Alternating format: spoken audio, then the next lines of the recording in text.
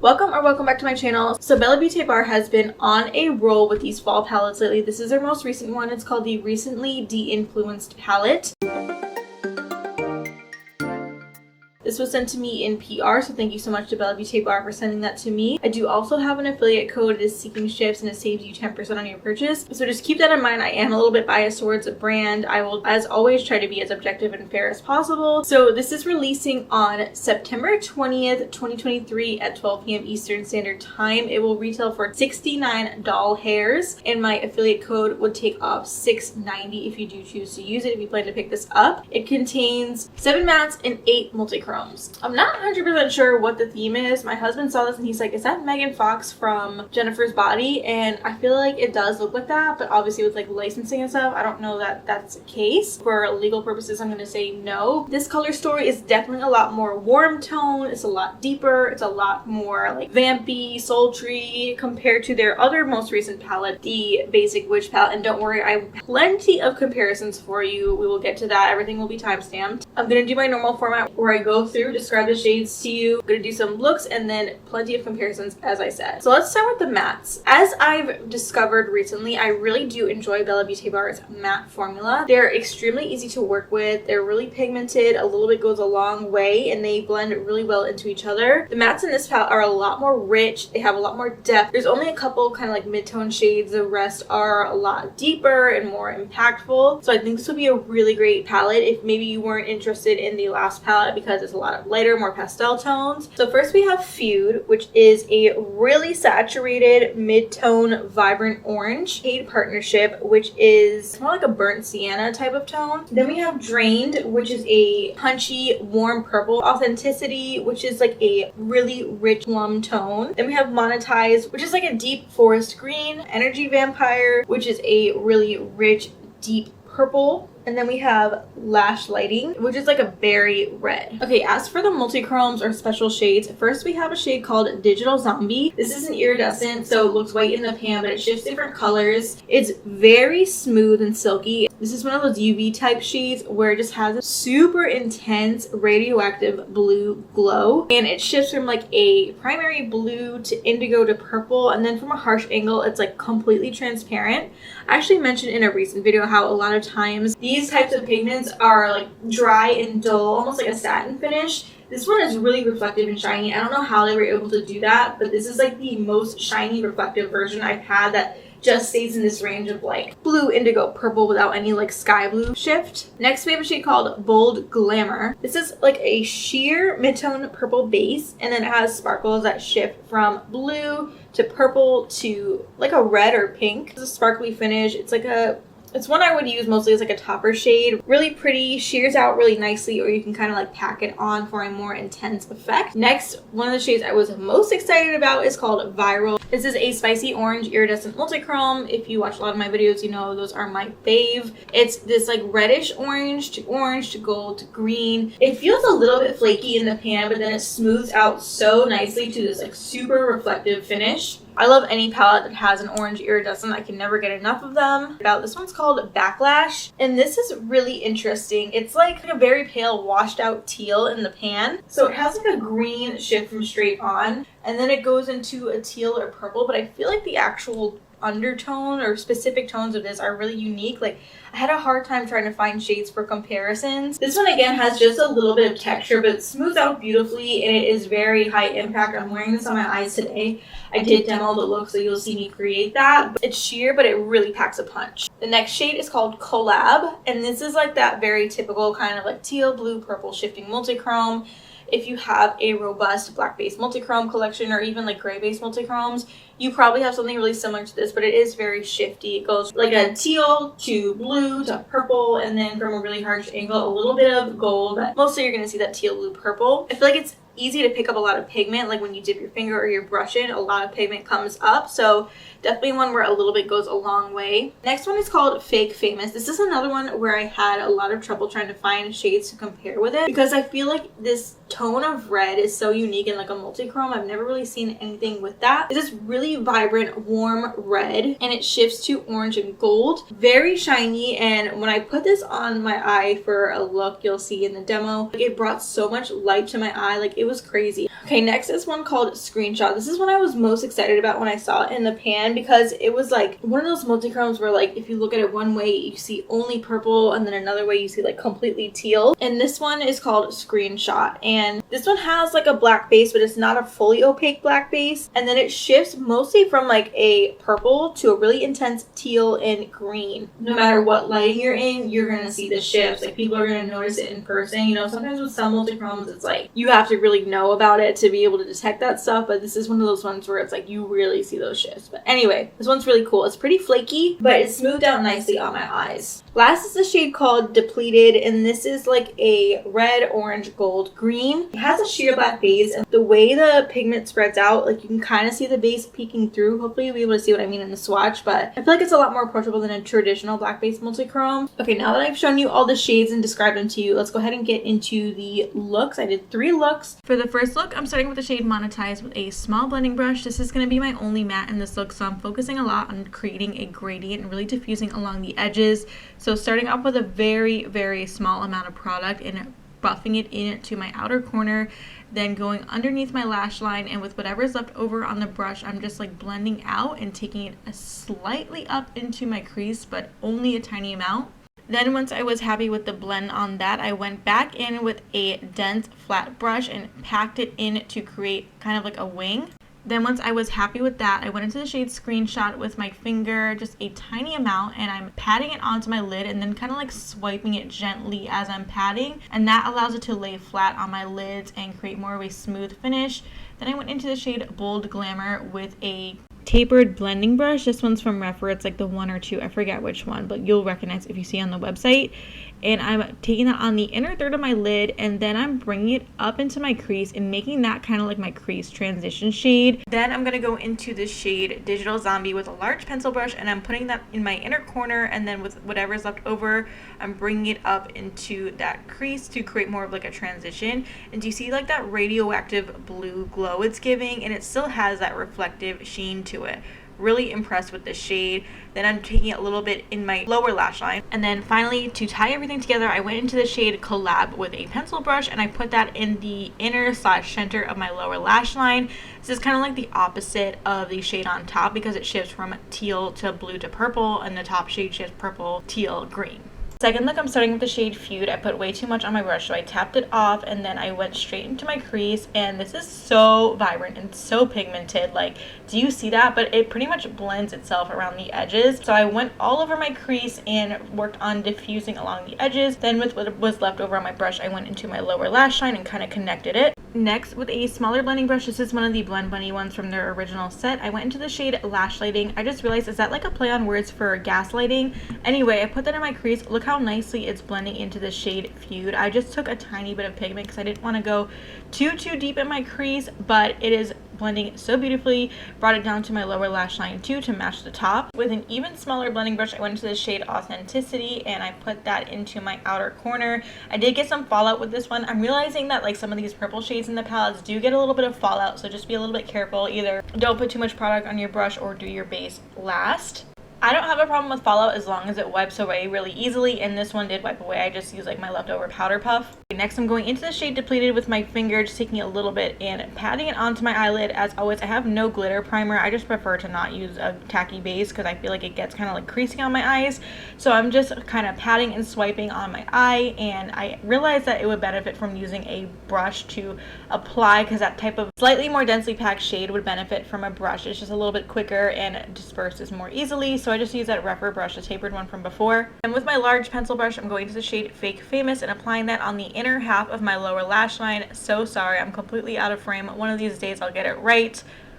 Then finally, with a flat shading brush, I'm going into the shade Viral. That is the Spicy Orange Iridescent Multichrome, and I'm bringing that in my inner corner and also up into the crease to kind of like blend everything together and create more of a cohesive look. Okay, and here are the first 2 looks finished off. I added some mascara and some liner. Let me know which one is your favorite. I think the red is my favorite. It's very spicy. Okay, and for the last look, I wanted to do something simple because this is the look I plan to wear for the rest of the day. So I started with the shade Drained with a small blending brush. This is that vibrant purple, and I started off with a very sheer layer. This is going to be the main matte I use in the look, so I wanted to really focus on creating a cohesive blend and gradient. I started to go in with a second layer. I put a little bit more on my brush and went in. I decided to bring it all the way into like the first 2/3 of my lid. And do you see, just a little bit is going such a long way, and it's not patchy at all. Like, these mattes are the real deal. I'm a really big fan of them. Blending brush going into the shade Energy Vampire. I just want to add a little bit of depth to my outer corner, so I'm just really concentrating on the outermost part of my eyelid. And this kind of reminds me of the shade I love from the Basic Witch palette, Black Cat. It is so rich and deep. And then once I was happy with that, I went into the shade Backlash with my finger. You know I had to use this one, and I put that all over the inner 2/3 of my lid. Just use my finger with patting and swiping motions. And do you see what I mean about how, like, it is sheer, but it packs such a punch. It's this like greenish teal that shifts to blue, and then I feel like it kind of like melded into that purple on the outer corner. I really like this combination, and it was really vibrant and bright in person. And here's the final look. I have it on both eyes, added mascara and liner. This lasted all day, didn't get any creasing or transfer. Okay, now that we've done the looks, let's do some comparisons. I'm going to start by comparing with the two other BellaBeautéBar palettes that I have in my collection. First, I think most people would want to see the Basic Witch palette. So these are both fall palettes, but they definitely have different vibes. While there are some similar shades, the Basic Witch palette is more pastel, more cool tone, more light, and the recently Deinfluenced palette is a little bit more saturated and a little bit vampier and overall a lot warmer toned. We can go in here and compare some similar shades if you're trying to like make a decision between these, or you just are curious. So there aren't too many shades that look similar just from looking at these straight on, but I think there's a couple we can take a look at. For example, I'm curious to see what the shade Backlash from the recently Deinfluenced palette. We'll just do one on top and one on the bottom. So this is Backlash from the recently Deinfluenced palette, and I want to see what it looks like next to Hocus Pocus from the Basic Witch palette. And this one, Hocus Pocus, is a holochrome. Backlash is more sheer. It has a bit of a cool tone green from straight on, and then it goes to teal, blue, purple. Whereas Hocus Pocus is like almost a pale gold from straight on, and it goes to green and teal. I know not everyone cares about getting to like the nitty gritty details like this, but if you're trying to make a decision or you're just curious, maybe it can be helpful. Another one I want to see is Cauldron. Okay, we're going to do Collab from the recently Deinfluenced palette next to Cauldron from the Basic Witch palette. So here is Collab, and here is Cauldron.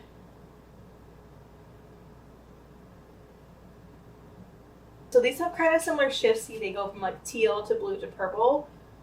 But this is over a much deeper base, and this is like almost a sheer base. So definitely a big difference in depth and the overall effect. And let's do a couple of the mattes. Let's do Feud from the recently Deinfluenced palette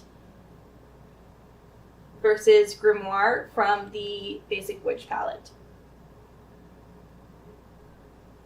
Okay, here are these two together. As you can see, the one from the recently Deinfluenced palette is a mid-tone orange, but it looks a lot deeper compared to this one from the Basic Witch palette, because this is like a pastel yellowish orange. And then let's look at Drained from the recently Deinfluenced palette versus Hecate from the Basic Witch palette. Okay, so the one in the recently Deinfluenced palette looks a lot warmer tone, but they're similar depth. And then the last one maybe we should do is Energy Vampire from the recently Deinfluenced palette versus Black Cat from the Basic Witch palette, which is like one of my new favorite mattes ever. Okay, so this is interesting. So they're kind of similar, but the one in the recently Deinfluenced palette looks warmer and not quite as deep. So here are like the most similar mattes. I think the rest of them, there isn't really too much overlap. Okay, and the other one that I thought might be interesting to compare is the Sun and the Sea palette. Both of these palettes were sent to me in PR. Anything I received in PR will be indicated with an asterisk for the comparison. Okay, so this one I thought might be interesting. Initially, I was like, there's not really going to be any similarities, but I feel like there's some of these like reddish warm tones that might be worth taking a look at. So as for like the multichromes or special shades, I think for these palettes, let's compare two blues with these two blues, and then these two reds with these two reds. So, okay, we'll do Backlash from the recently Deinfluenced palette and Collab, and compare them with Siren and Tide Pool. Okay, so I mean, not too much overlap. These two, this is Tide Pool from Sun and the Sea, and this is Collab from Recently Deinfluenced. Maybe these are similar in the ship, but again, the base is totally different. And then the other thing I wanted to see, let's do Fake Famous from the Recently Deinfluenced and Depleted.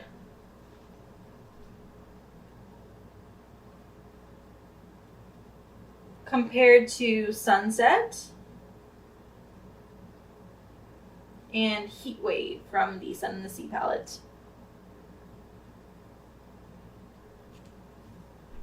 Okay, so here these are, so Fake Famous compared to Sunset. They're similar vibes, but Sunset is a lot cooler toned.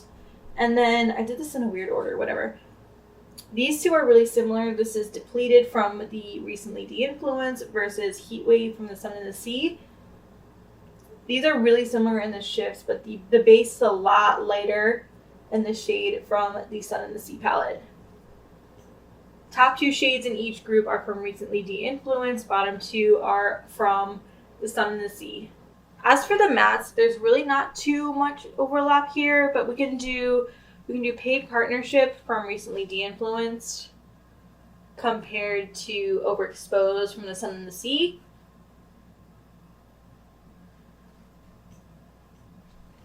So the one from the Sun and the Sea is a lot more neutral leaning. The one from Recently Deinfluenced is a lot more saturated. And then the only other one, maybe let's do Drained from Recently Deinfluenced versus Bikini from the Sun and the Sea.